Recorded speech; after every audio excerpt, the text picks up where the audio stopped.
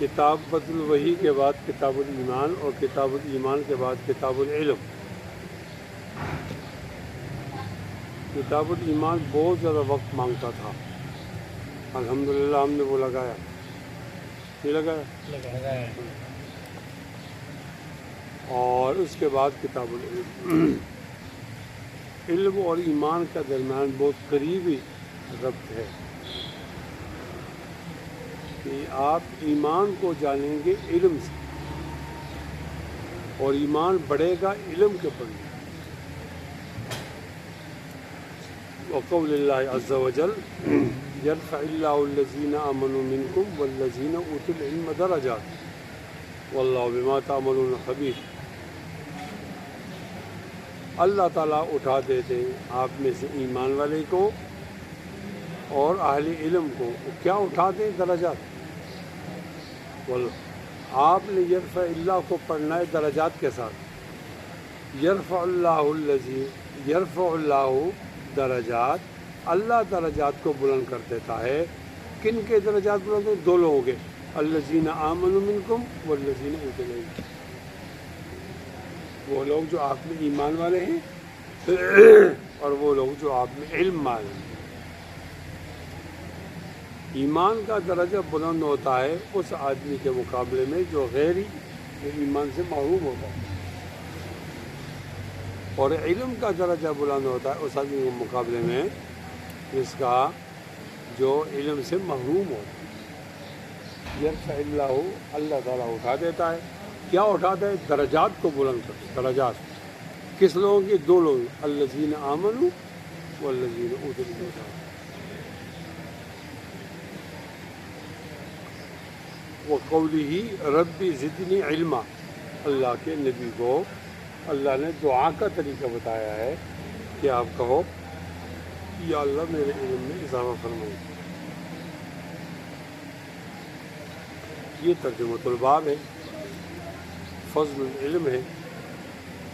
علم کی فضیلت آئے گی اس باب میں، عالم کی فضیلت آئے گی۔ علم کی فضیلت آئے گی اور عالم کی فضیلت آئے گی۔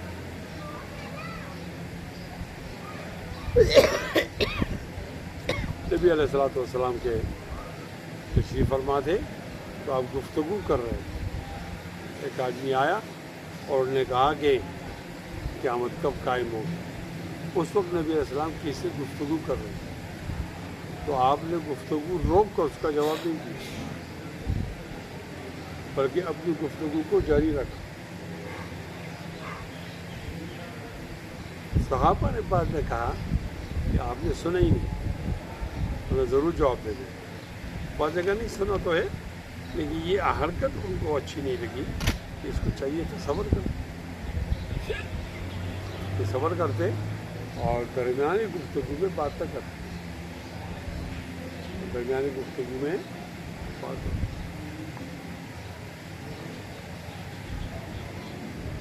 آپ علیہ السلام گفتگو سے فارغ ہوئے اپنی زبان، تو آپ نے کہا کہ وہ سائل کہاں ہے؟ اس نے کہا جی میں ہوں۔ قیامت کے بارے میں سوال کرنے والا کون ہے؟ تو آپ نے کہا، اس نے کہا میں ہوں۔ تو آپ نے فرمایا اذا ضیعت الامانات فانتظر الساعہ، جب امانتیں ضائع ہوں تو قیامت کا انتظار کرو۔ جب امانتیں ضائع ہوں، قیامت کب آئے گی؟ جب امانتیں ضائع ہوں۔ اس نے اگلا سوال کیا وَكَيْفَ إِذَاعَتُهَا یا رسول اللہ،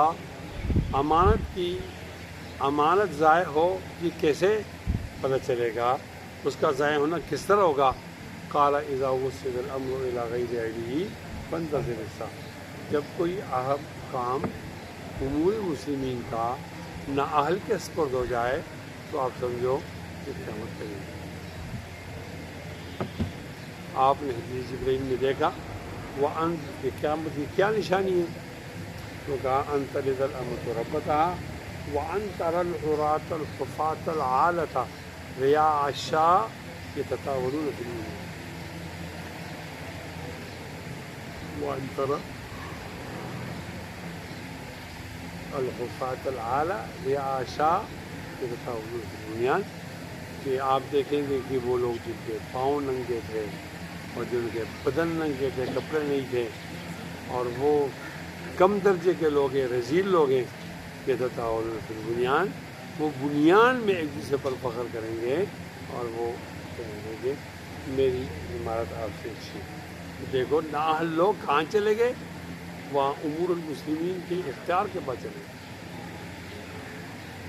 اذا وسد الارض الی غیر یاری فانتظر الساعة، یہ میرے تقریر کا موضوع بھی ہوتا ہے۔ یہاں یہ حدیث پڑھ کر میں ایک شعر پڑھتا ہوں، ظالم کو اگر ظلم کا انعام دیا جائے تو اس حادثے وقت کو کیا نام دیا جائے؟ میں خانے کی توہین ہے، رندوں کی ہتک ہے، کم ضبط کے ہاتھوں میں، کم ضبط کے ہاتھوں میں اگر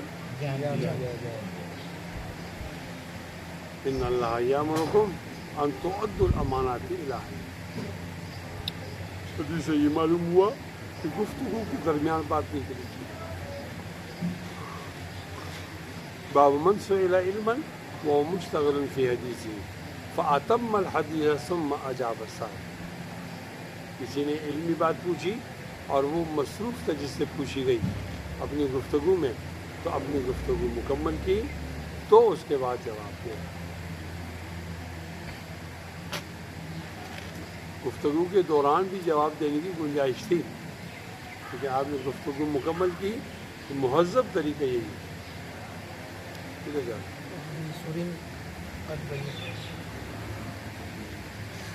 اگر شعیب نے یاد دلانا ٹھیک ہے، چلو۔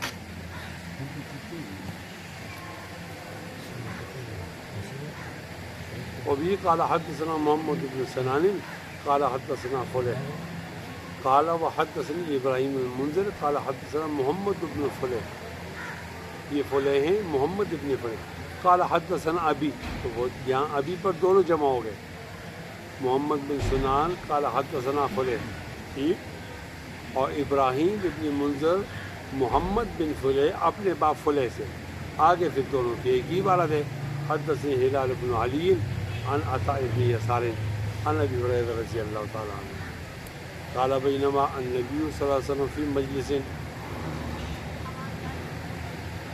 نبی علیہ الصلوۃ والسلام کے ساتھ تھے ہم مجلس میں، یحدث القوم، آپ لوگوں سے گفتگو کر رہے تھے، جاءہ اعرابی، ایک اعرابی آیا، فقال متی الساعۃ، قیامت کب قائم ہوگی، ومضى رسول اللہ صلی اللہ علیہ وسلم یحدث، آپ صلی اللہ علیہ وسلم برابر گفتگو جاری رکھے ہوئے تھے، فقال بعض القوم سمع ما قال فکرہ، آپ نے کہا اس آنے والی کی گفتگو تو عربی گفتگو سنی لیکن اس کو اچھا نہیں سمجھا، وقال بعض بل لم يسمع، کیا نہیں سنا نہیں، حتی اذا قضى حدیثہ، یہاں تک کہ نبی علیہ السلام نے اپنی گفتگو کو مکمل کی، قال این اراہ السائل، کہ وہ سوال کرنے والا کہاں ہے قیامت کے بارے میں، قال ہاں انا یا رسول اللہ میں ہوں، قال اذا زیت الامانۃ فانتظر الساعہ، جب امانتیں ضائع ہوں تو قیامت کا انتظار کرو، قال کیف اضاعتها یا رسول اللہ، اس کی امانتوں کا ضائع ہونا کیسے ہوگا، کہ قال اذا وسد الامر الی غیر اہلی، جب امور مسلمین کو، اجتماعی امور کو آپ نااہل کے حوالے کرو، فانتظر الساعہ، تو آپ قیامت کا انتظار کرو۔ چلو آگے۔ باب من رفع صوته بالعلم، قال حدثنا ابو نعمان قال حدثنا ابو عوانة عن ابي بشر عن يوسف بن ماهة عن عبد الله بن عمرو قال تخلف عن النبي صلى الله عليه وسلم في سفرة فسافرنا فأدركنا وقد أحقنا الصلاة ونحن نتوضأ، ٹھیک لگا پھر جی، فجعلنا نمسح على أذننا فنادي بأعلى صوته ويل للأعقاب من النار مرتين، لاس لڑکا مخنا اس باب میں یہ بتایا جا رہا ہے کہ آپ جس کو علم سکھا رہے ہو تو اتنی اونچی آواز میں بات کر سکتے ہو کہ وہ بات جن تک پہنچانی چاہیے ان کو پہنچے، یعنی اس کا معنی یہ نہیں کہ آپ آہستہ بات کرو اور وہ نہ سنیں، اتنا زیادہ اونچا بھی نہیں بولنا چاہیے، لیکن وہ لوگوں تک پہنچنی چاہیے۔ اب آپ یہاں بیٹھے ہوئے میرے پاس، تو میں آپ آواز آ رہی ہے نا میری؟ اب اگر میں نے آپ کو وہاں بٹھا دی یا آپ وہاں بیٹھ گئے یا مجمع پڑا ہو گیا اللہ تعالیٰ کرے تو پھر آپ نے اونچا بولنا ہوگا، نہیں بولنا ہوگا. وہ جو آپ اونچا بولیں گے یہ ضروری ہوتا ہے. اس کے لیے نبی علیہ الصلوۃ والسلام نے دیکھا کہ بعض لوگوں نے وضو کیا اور ان کی جو ایڑیاں تھیں وہ نظر آ رہی تھیں، خشک چمکتی تھی، تو آپ نے فرمایا وَيْلٌ لِلْأَعْقَابِ مِنَ النَّارِ، کہ بھئی یہ جو ایڑیاں ہیں اور وہ چمک رہی ہیں، اس وقت پانی نہیں پہنچا تو لہٰذا وہ یہ ایڑیاں جہنم میں جائیں گی. کیا مانا؟ جب آپ کی کوئی جگہ خالی رہ گئی ہے دھونے سے تو آپ گویا پاؤں کا دھونا نہیں پایا گیا، اور جب پاؤں کا دھونا نہیں پایا گیا تو ایک فرض رہ گیا. جب ایک فرض رہ گیا تو آپ سے وضو نہیں ہوا، وضو نہیں ہوا تو آپ کی نماز نہیں ہوئی. وبه قال حدثنا ابو النعمان قال حدثنا ابو والا عن ابي بشر عن يونس بن ماهك عن عبد الله بن عمرو قال تخلف عنا النبي صلی اللہ علیہ وسلم فی سفرة سافرناها، ہم نے ان کے ساتھ سفر کیا اور نبی علیہ السلام ہمارے پیچھے رہ گئے. فادرکنا وقد الحقنا الصلاۃ، تو انہوں نے ہمیں پا لیا اور ہم نماز مؤخر ہو رہی تھی. ونحن نتوضا، ہم وضو کر رہے تھے تو ہم آگے اس لیے گئے کہ وضو کر لیں. فجعلنا نمسح، ہم نماز مؤخر ہوتی وضو نہیں تھا، ہم وضو کرنے آگے چلے گئے. فجعلنا نمسح علی ارجلنا، اپنے پاؤں پہ مسح کیا، ہم نے پاؤں پہ مسح کیا، وہ نہیں دھوئے نہیں اس کو. کیا مانا؟ دھونا تو تھا لیکن پورا پاؤں نہیں دھو سکا، بعض پاؤں پہ مسح ہو گیا، بعض پاؤں دھونے سے رہ گیا. فنادى بأعلى صوتی، آپ علیہ الصلوۃ والسلام نے اونچی آواز میں کہا وَيْلٌ لِلْأَعْقَابِ مِنَ النَّارِ، کہ یہ جو پاؤں یعنی ایڑیاں رہ گئی ہیں یہ جہنم میں جائیں گی. بھائی یعنی ہمارا مراد کیا کہ ایسا نہیں کرو، اس سے روکنا ہے. یہ آپ نے 2 دفعہ کہا یا 3 دفعہ؟ آج اتنے ہی. ہاں